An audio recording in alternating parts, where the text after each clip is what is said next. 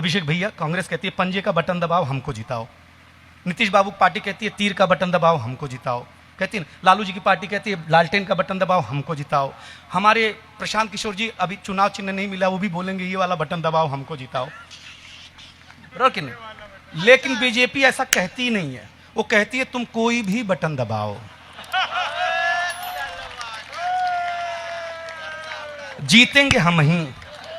आप ताली बजाओ, देखिए यही है व्यंग। हमने क्या कहा? हमने तो यही कहा ना, कोई भी बटन दबाओ हम ही जीतेंगे, उसमें कौन सी बात। अच्छा, प्रशांत किशोर जी की पार्टी आई, पहले दिन ही बोला हम आते ही शराब खोल देंगे। बोला ना, एकदम खोलेंगे, दावा है मेरा। और कोई काम करे ना करे, खोलेंगे जरूर, क्योंकि उनका खुद का नाम पीके है। यहां तक तो ठीक है, नाम तक, पार्टी का नाम सुनिए और एक एक शक्ति पुरजोर ताली। पार्टी का नाम, जहां न पहुंचे रवि वहां पहुंचे कवि। यह दृष्टि ईश्वर ने, सरस्वती ने, भगवती ने, शिव ने, माता ने हमको दी है। उन्होंने ये सोच के भी अपने पार्टी का नाम ने लिखा होगा कि कोई दिनेश बावरा सीता माता की धरती पर आकर के इसका इस तरीके से अर्थ निकाल देगा। क्या नाम पार्टी? जन सुराज। नाम में ही सुरा राज है, जन सुराज। जिस पार्टी में सुरा का राज लिखा हुआ है, तो आप बताइए कौन सा पार्टी दारू खोलेगा और कोई छोड़ेगा? भाई साहब ताली बजाइए आप, कहिए हमारी दृष्टि है, हमारी दृष्टि है कविता में। लेकिन खुश मत होइएगा, जनता जनार्दन है दुनिया में।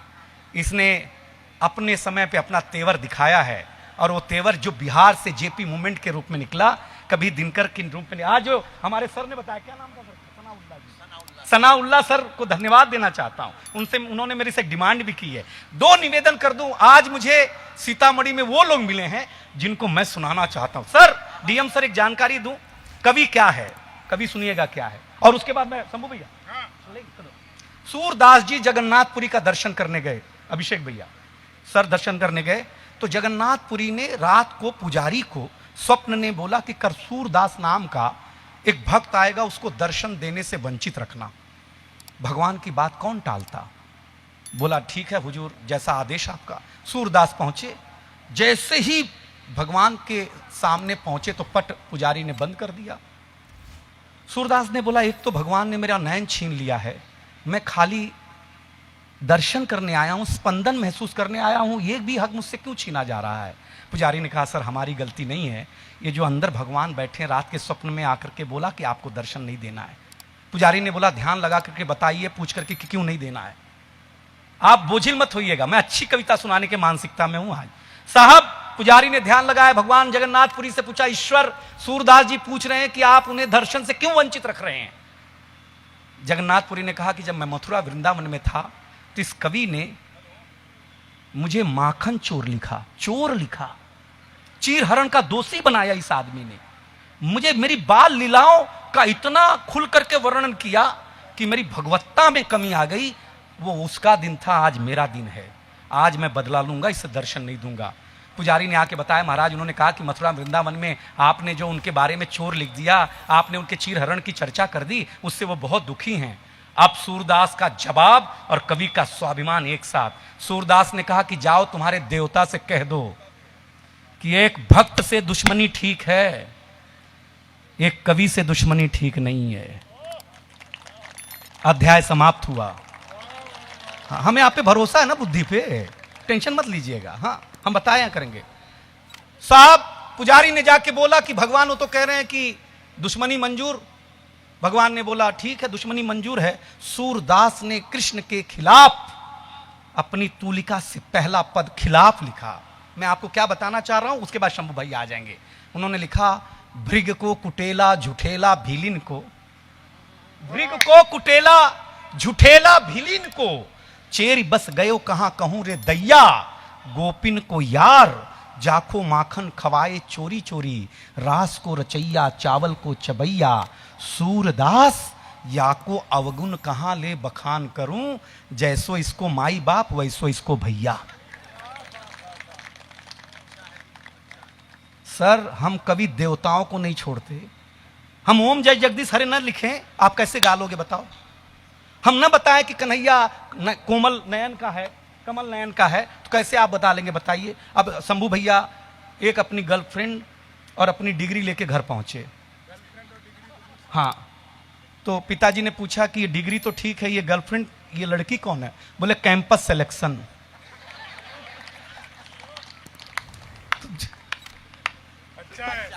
तो जिस आदमी का कैंपस सिलेक्शन में ही कुछ काम हो गया हो, चाहे वो बाद में बटी तो चली हो। हाँ, क्या है कि योग क्या है, ध्यान क्या है जानते हैं आप लोग? योग ये है कि मैं माइक पर हूं, अकेला हूं, मैं आपको सुना रहा हूं, आप मुझे ध्यान से सुन रहे हैं, यही ध्यान है और यही योग है। इसके बीच में अगर और कोई चीज आ जाए तो वही वियोग है। जैसे चाय आने वाली थी तो वियोग हो जाता हम लोगों का, ठीक है ना? तो आप एक निवेदन करूं मैं, प्रभात खबर अच्छी बात है कि अपने पाठकों का चाय पानी से ध्यान रखता है, इन कविता के समय, संवाद के समय थोड़ा सा एकाग्र भाव हो तो अच्छा लगेगा, क्योंकि कृष्ण जी के बांसुरी के तान में है जान, लेकिन सुनने वाले भी कान राधा जैसे चाहिए। ये तालियां जो लोगों ने बजाई, इससे पता चलता है कि वही लोग सुनने आए हैं, बाकी लोग देखने आए हैं। तो बधाई देता हूं देखने वालों को भी। देखिए, एक बात बताएं, शब्द ब्रह्म है और ब्रह्म के आप उपासक हो गए तो कविता की यात्रा शुरू हो जाती। मैं जिलाधिकारी महोदय, मेरा नाम कवि दिनेश बावरा है। इस किनारे जो एक नौजवान लड़का राजस्थान से तिरंगे की आन बान शान के सम्मान में अपना स्वर घोषित करता है, स्वर को सम्मान देता है, ऐसी एक ऊर्जावान शक्ति उसके भीतर विराजती है जो भारत के सैनिक को भी बल देता है और तिरंगे को भी सम्मान देता है। मैं चाहता हूं कि उसके सम्मान में एक बार जोरदार ताली बजा दीजिए, मुझे अच्छा लगेगा। पूरे बिहार को नजर न लग जाए इसलिए पूरा ही नजर अपने ऊपर उतार ली है, इसलिए उनका रंग काला है। शंभू शिखर एक शख्सियत है। लोग कहते हैं कि आपका रंग ऐसा क्यों है? मैं कहता हूं, इस दुनिया में सबसे ज्यादा जिस शख्सियत को मोहब्बत मिली, जिस ईश्वर को मोहब्बत मिली, उनका रंग काला था, उन्हें कन्हैया बुलाया जाता था। तो ये मान करके चलिएगा कि सबसे प्यारे इंसान यही हैं। ये कम तालियां हैं क्योंकि वो बिहार के गौरव हैं। और एक बड़ी जानकारी दे रहा हूं आपको, चुनाव आयोग ने बिहार के चुनाव से पहले अप्रवासी भारतीयों के अंदर, बिहारियों के अंदर चुनाव के प्रति जागरूकता फैलाने के लिए आपके बिहार से एक लड़के का चयन किया गया है जिनका नाम शंभू शिखर होता है। इसलिए आपकी तालियां एक बार और जोरदार बननी चाहिए। ये जब कोई जनक धरती का सीना चीरता है, जब कोई अर्जुन रणभूमि में लड़ने से इनकार कर देता है, तब जाकर के किसी गीता का जन्म होता है। जब कोई बाप, कोई जनक धरती का सीना चीरता है, तब जाकर के किसी सीता का जन्म होता है। सीता धरती पुत्री हैं और आज इस धरती पर अगर पद्मिनी शर्मा हैं तो मैं आपसे एक वादा चाहता हूं, मां जानकी के इस पवित्र स्थली पर अगर एक महिला, एक लड़की का सम्मान ना होगा तो कौन करेगा? इतनी जोरदार तालियां देना कि हमें लगे कि हम सीतामढ़ी में हैं। लोग, डीएम सर कहते हैं कि 4 लोग क्या कहेंगे। हमारी पूरी जीवन में हम 4 लोग क्या कहेंगे, इस डर से वो जीवन नहीं जीते हैं जो जीना चाहिए। 4 लोग क्या कहेंगे, 4 लोग क्या कहेंगे। 4 लोग जब आपको ले जाएंगे तो राम नाम सत्य कहेंगे। हाँ, और क्या कहेंगे बताइए? 4 लोग क्या कहें? और जो 4 लोग कुछ कहेंगे वो आज माइक पे हैं, यही आज कहेंगे और कुछ नहीं कहेगा कोई साहब, हम ही कहेंगे और हम कहना चाहते हैं। मैं बात अपनी शुरू करूंगा, मैं बड़े मन के साथ शुरू करना चाहता हूं। डीएम सर आप आए, हमें बताया गया कि आपकी व्यस्तताएं रहती हैं, लेकिन क्षमा के साथ जो भी कहूंगा, एक तो मेरी किसी भी बात को सीतामढ़ी दिल पे ना लेना, किडनी पे लेना। दिल एक होता, किडनी 2 होता है। एक खराब भी हो जाएगा तो एक से आदमी जिंदा रहता है, बराबर ना? तो 2 पे लेना। और दूसरा निवेदन और कर दूं, आप अभी बड़े संकोची किस्म के लग रहे हैं। ऐसा लग रहा है कि कहीं बारात में आप आए हैं, हाँ, कि ज़्यादा ले लेंगे लड्डू तो कहेंगे बाराती बड़े बदमाश थे, हमारा पूरा मिठाइया खत्म कर गए। इस संकोच को तोड़िएगा। शब्द की यात्रा में काव्य की यात्रा में जितनी भागीदारी हमारी है उतनी भागीदारी आपकी भी है। हम दोनों की भागीदारी से हिंदुस्तान स्वतंत्र होता है, किसी एक की भागीदारी नहीं है। इसलिए जहां जहां बात अच्छी लगे वहां वहां आप हमें शाबाशी दे सकते हैं। डीएम सर बैठे हैं, मैं आपको जानकारी दूं, मैं मूलतः गोरखपुर का हूं। मेरे पिताजी डीएम कार्यालय में क्लर्क होते थे। तो जब भी कोई डीएम साहब आते घर आके मुझे 2 लात मारते, बोलते ऐसी पढ़ाई करो, आईएएस बनो। 20 साल तक मैं डीएम सर के नाम से इतना कूटा गया कि मैं उसी दिन से ढूंढता था साहब दिखते कैसे होंगे, साहब होंगे कैसे, अगली बात पे एक हाथ खड़े कर देंगे। उस दिन मैंने कसम खाई थी कि मैं जरूर ऐसा कोई काम करूंगा कि डीएम साहब नीचे बैठे होंगे और मैं ऊपर से उन्हें सुना रहा होऊंगा। आगे वाले लोगों ने ताली नहीं बजाई, इससे पता चलता है कि आप लोग डरे। देखिए, किसी बाप को दुनिया में कौन ऐसा बाप नहीं होगा जो चाहता होगा कि मेरा बेटा मेरे से बड़ा बने। याद रखिए, एक टिप्पणी करने जा रहा हूं, एक टिप्पणी पर मुझे ताली अच्छी चाहिए। मां बच्चे को अपने कमर पर बिठाती है, आपने देखा होगा, क्योंकि मां चाहती है कि जहां तक मैं देखूं वहीं तक मेरा बेटा दिखे, क्योंकि जहां तक मैं देखती हूं वहां तक खतरा होगा तो मैं संभाल लूंगी।